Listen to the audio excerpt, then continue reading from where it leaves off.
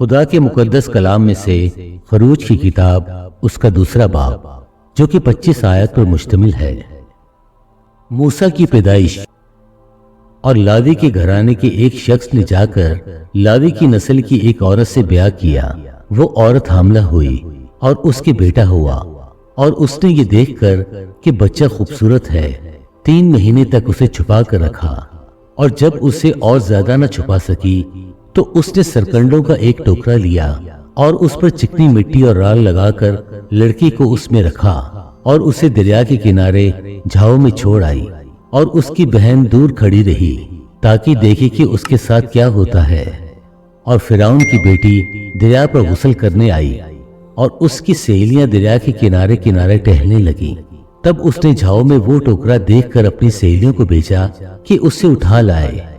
جب اس نے اسے کھولا تو لڑکی کو دیکھا اور وہ بچہ رو رہا تھا۔ اسے اس پر رحم آیا اور کہنے لگی، یہ کسی عبرانی کا بچہ ہے۔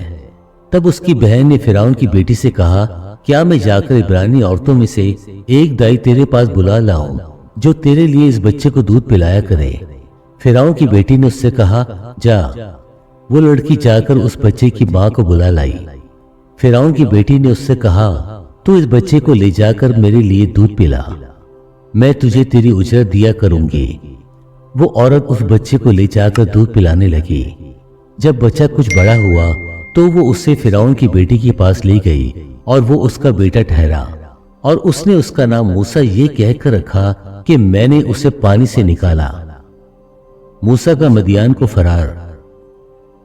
اتنے میں جب موسیٰ بڑا ہوا تو باہر اپنے بھائیوں کے پاس گیا، اور ان کی مشکلوں پر اس کی نظر پڑی، اور اس نے دیکھا کہ ایک مصری اس کے عبرانی بھائی کو مار رہا ہے۔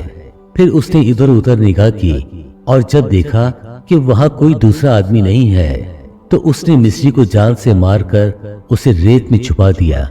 پھر دوسرے دن وہ باہر گیا اور دیکھا کہ 2 عبرانی آپس میں مار پیٹ کر رہے ہیں۔ تب اس نے اسے، جس کا قصور تھا، کہا کہ تو اپنے ساتھی کو کیوں مارتا ہے؟ اس نے کہا، تجھے کس نے ہم پر حاکم یا منصف مقرر کیا؟ کیا جس طرح تو نے اس مصری کو مار ڈالا مجھے بھی مار ڈالنا چاہتا ہے؟ تب موسیٰ یہ سوچ کر ڈرا کہ بلا شک یہ بھید فاش ہو گیا۔ جب فرعون نے یہ سنا تو چاہا کہ موسیٰ کو قتل کرے، پر موسیٰ فرعون کے حضور سے بھاگ کر ملک مدیان میں جا بسا۔ وہاں وہ ایک کنویں کے نزدیک بیٹھا تھا، اور مدیان کے کاہن کی 7 بیٹیاں تھیں۔ وہ آئیں اور پانی بھر بھر کر گھڑوں میں ڈالنے لگیں تاکہ اپنے باپ کی بھیڑ بکریوں کو پلائیں، اور گڈریے آ کر ان کو بھگانے لگے۔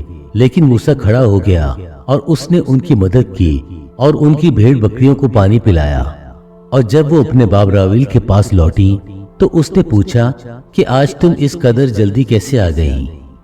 انہوں نے کہا، ایک مصری نے ہم کو گڈریوں کے ہاتھ سے بچایا اور ہمارے بدلے پانی بھر بھر کر بھیڑ بکریوں کو پلایا۔ اس نے اپنی بیٹیوں سے کہا کہ وہ آدمی کہاں ہے؟ تم اسے کیوں چھوڑ آئیں؟ اسے بلا لاؤ کہ روٹی کھائے۔ اور موسیٰ اس شخص کے ساتھ رہنے کو راضی ہو گیا۔ تب اس نے اپنی بیٹی صفورہ موسیٰ کو بیاہ دی، اور اس کے ایک بیٹا ہوا، اور موسیٰ نے اس کا نام جرثوم یہ کہہ کر رکھا کہ میں اجنبی ملک میں مسافر ہوں۔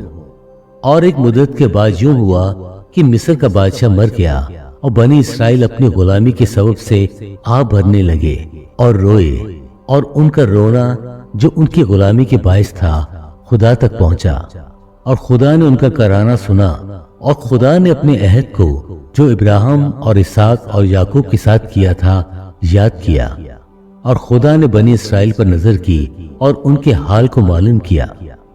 خدا کے پاک کلام پڑھے اور سنے جانے پر خداوند کی برکت ہو، آمین۔